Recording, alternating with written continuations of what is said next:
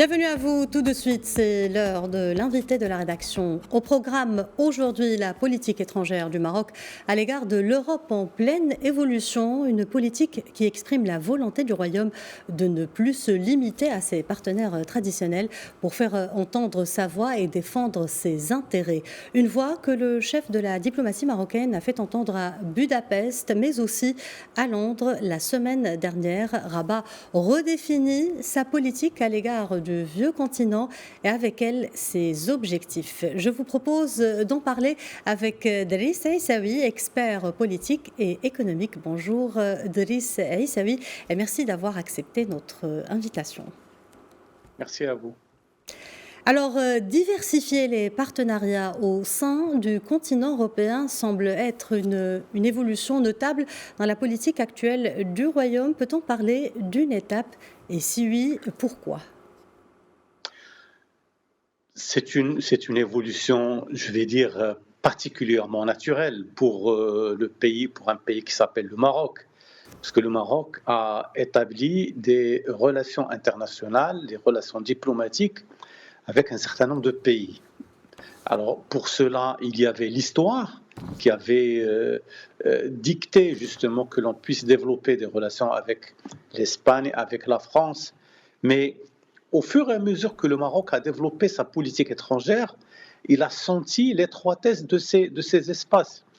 Et de toutes les manières, sur la politique étrangère, il y a toujours des intérêts. Et il faut faire évoluer justement sa position pour que le pays ne soit plus perçu comme étant un pays qui ne fait que cela.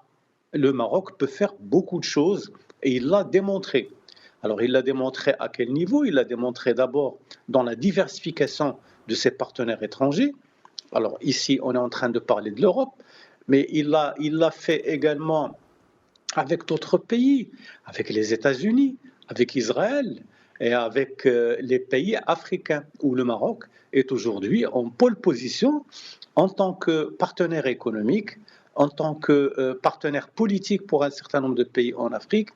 Et pour cela, il a fait fonctionner un certain nombre de mécanismes et d'outils qui font de lui un pays de choix pour les pays africains et particulièrement pour ceux qui veulent investir le territoire disons, du continent africain.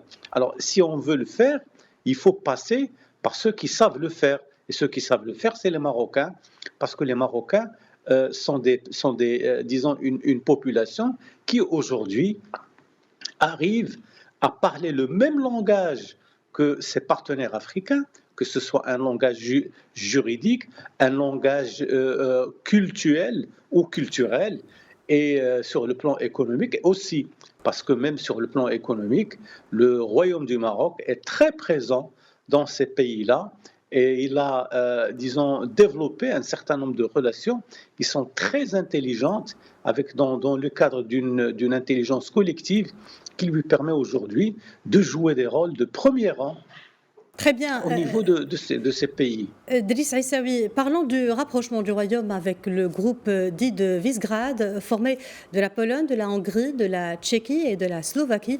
Le chef de la diplomatie était à Budapest en début de semaine dernière. Que pouvons-nous retenir de cette visite? C'est un groupe de pays qui n'était pas du tout ciblé par la politique étrangère auparavant. C'est-à-dire qu'on avait des relations qui étaient excellentes, mais on n'avait pas de rapport particulier avec ces pays-là.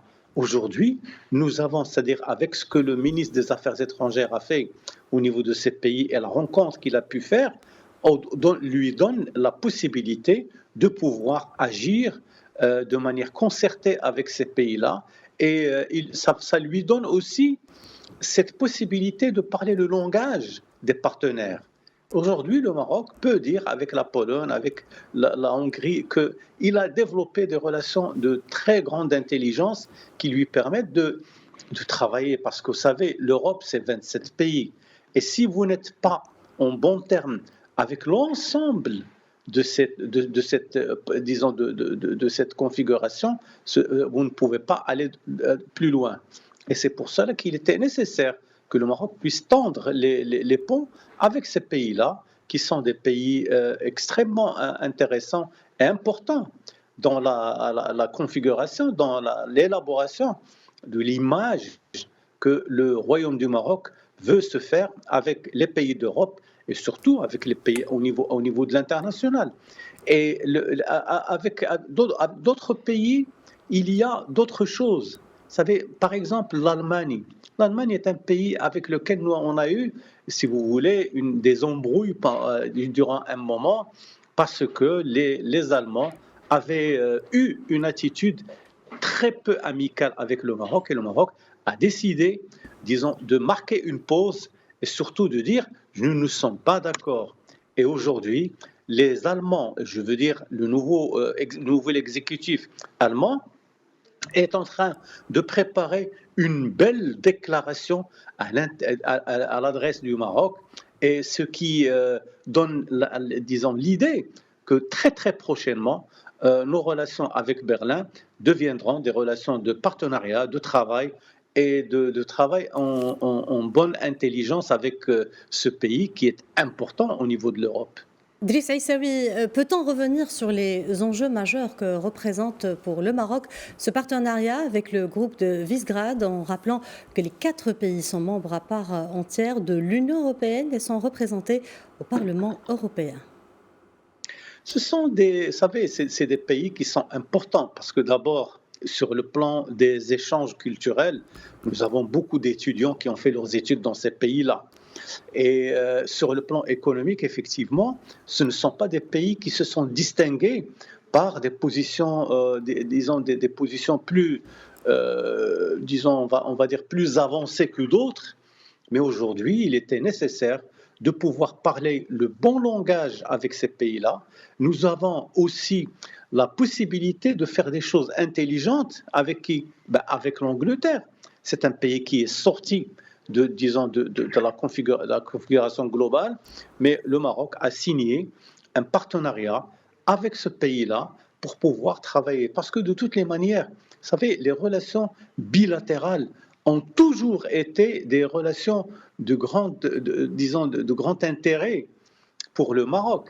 Et il était nécessaire que ce partenariat puisse se concrétiser avec les Anglais, parce que les Anglais, c'est quand même un pays important au niveau de l'Europe et qui peut donner des possibilités à l'économie marocaine, aux Marocains, pour pouvoir avancer, disons, de manière plus directe, de manière disons, plus courageuse dans l'élaboration des stratégies à l'adresse de l'Europe. Donc, que ce soit l'Angleterre, que ce soit les 3 pays dont vous avez parlé, nous sommes dans une logique de partenariat, nous sommes dans une logique de travail et de travail sérieux entre un pays qui s'appelle le Maroc aujourd'hui, qui a beaucoup d'ambition, mais pour le rapprochement, parce qu'en fait aujourd'hui on est en train de parler du rapprochement entre l'entité Maroc et l'entité européenne. Mais il ne fallait pas rester, si vous voulez, prisonnier d'une relation classique, traditionnelle, Maroc-Espagne, Maroc-France, etc.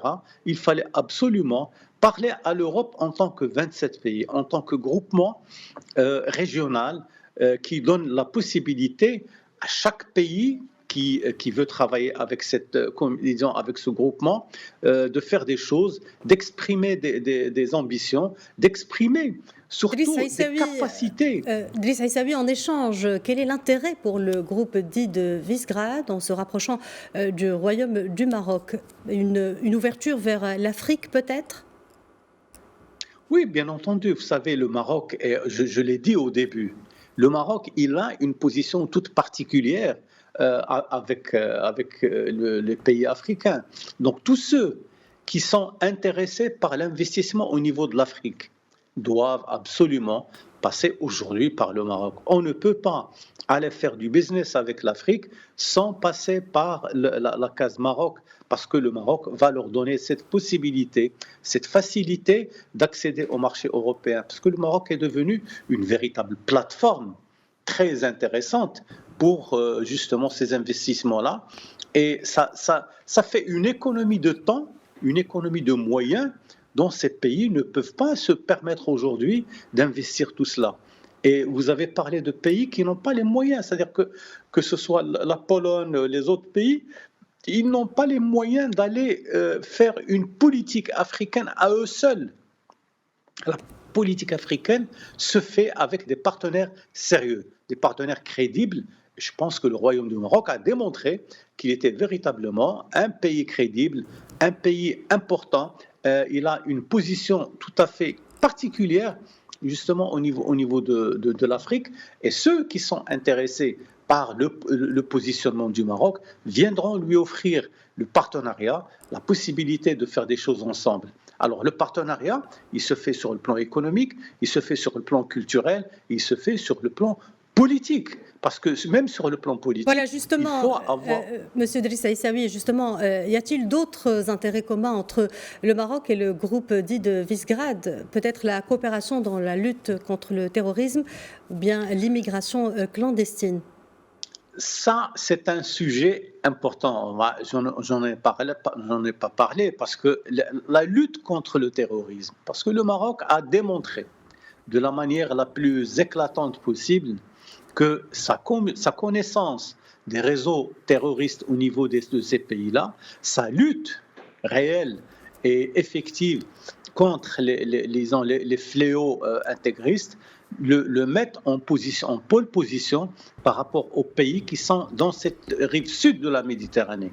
Alors, il y a un intérêt à travailler avec les Marocains et à travailler avec le Maroc parce qu'ils disposent justement de possibilités importantes, de possibilités effectives, que ce soit au niveau du renseignement, de la lutte contre, contre le terrorisme et de la connaissance de ces terrains-là.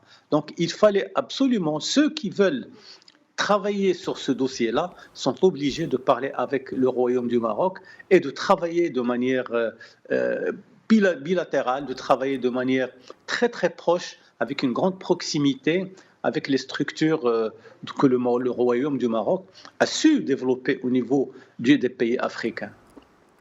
On peut aussi parler d'un nouvel agenda pour le Maroc avec le Royaume-Uni, vous venez de le dire, qui a été réaffirmé lors de la 3e session du dialogue stratégique entre Rabat et Londres, avec les opportunités d'échanges commerciaux et d'investissements, mais aussi des potentialités dans le domaine énergétique. Bien entendu, vous savez, l'Angleterre est un passage obligé pour beaucoup de pays, et le Maroc a su d'ailleurs développer cette relation bilatérale avec l'Angleterre qui lui permet aujourd'hui de concevoir un cadre de coopération intelligent, important, et un cadre de travail effectif et mutuellement avantageux avec un pays qui s'appelle l'Angleterre. L'Angleterre est un grand empire, mais le Maroc est aussi un grand empire dans la mesure où il a comme âge, donc pratiquement 12 siècles, sinon plus, d'existence en tant qu'État moderne. Et le Maroc est capable justement de présenter tous ces avantages dans une relation qu'il peut développer avec l'Angleterre ou d'autres pays. L'Angleterre est un pays qui peut s'ouvrir sur le plan, par exemple, de l'ingénierie financière, les marchés de capitaux, sur beaucoup de domaines, sur les technologies de l'information. Il y a des choses à prendre chez les Anglais et les Marocains sont aujourd'hui bien préparés. Il y a autre chose. Voilà, Monsieur Driss Aissaoui, permettez-moi d'évoquer une autre dimension particulière, celle de la coopération militaire et sécuritaire avec la participation de la Grande-Bretagne à la 17e édition de l'exercice combiné maroco-américain de l'African Lion en juin 2021. Oui, vous avez raison. C'est-à-dire la coopération, et ça, on peut le citer avec l'Angleterre, mais on peut le dire aussi avec Israël, on peut le dire aussi avec les Américains, mais particulièrement avec les Anglais, il y a cette capacité, il y a cette possibilité de développer un partenariat très particulier sur le plan de la coopération militaire. Il y a beaucoup de choses à faire.